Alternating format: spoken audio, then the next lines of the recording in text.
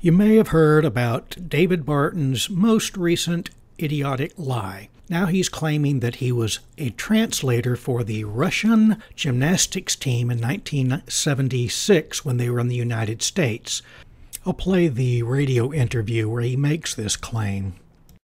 But first, we have to go through some preliminary lies that he's made up before we get to the main lie.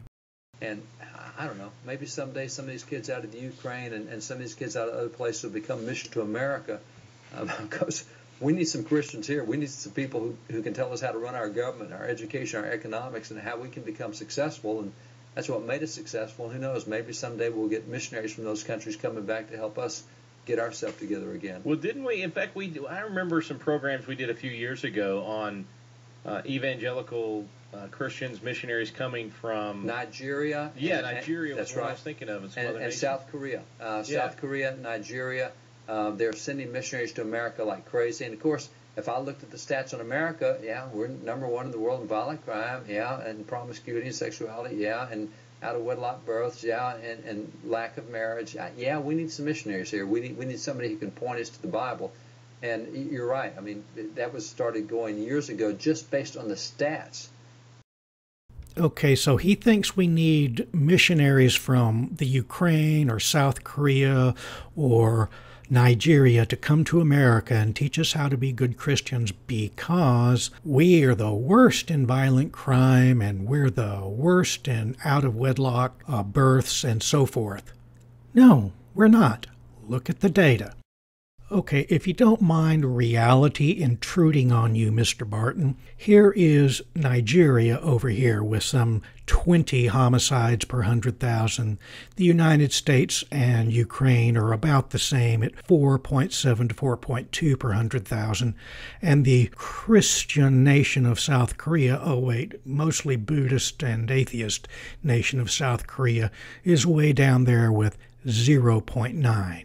Everywhere I looked for information on rape rates, they varied enormously depending on who's collecting the data. This was the best data set I could find. It's averaged over about 4 or 5 years. Some years weren't reporting in some countries. But the United States is not looking really good there. It is by far not the highest rate. Here's a map that tries to show a total index of violent crime, and while definitions and data gathering are different from country to country, and it's impossible to get a perfect estimate of total crime, this is as good as I could find, and the United States appears to be very average on this matrix, nowhere near the worst. The data on in-wedlock births is almost entirely limited to first world countries, but even on this matrix, the United States is very average. Now, the data on children growing up with both parents at home, the United States is the worst of those listed, but that's a matrix that he didn't mention and has nothing to do with in or out of wedlock births.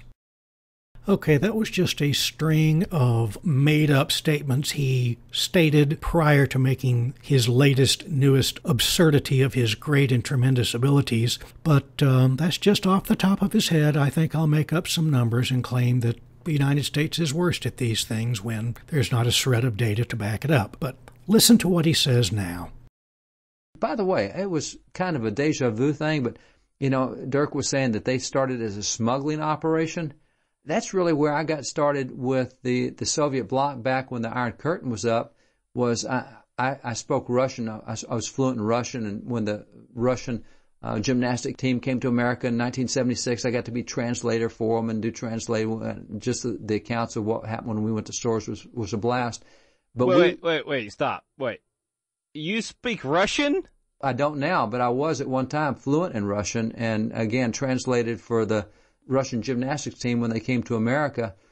But at the same time, we were working our tails off to smuggle Bibles into the Soviet Union and had several trips that went there smuggling Bibles in. So I wish our show was on television so people could see my shocked face right now.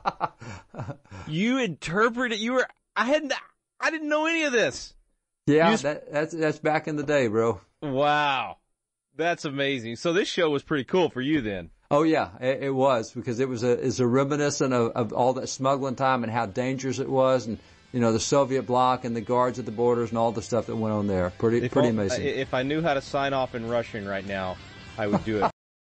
Check out the web page that I showed right at the beginning. I list it below. You'll find that according to people who knew them, this was just not anywhere close to the truth in any way. Not the Bible snuggling, not being, well, maybe he snuggled Bibles, but not the Bible smuggling and not being fluent in Russian. He might have had 1 or 2 classes in it.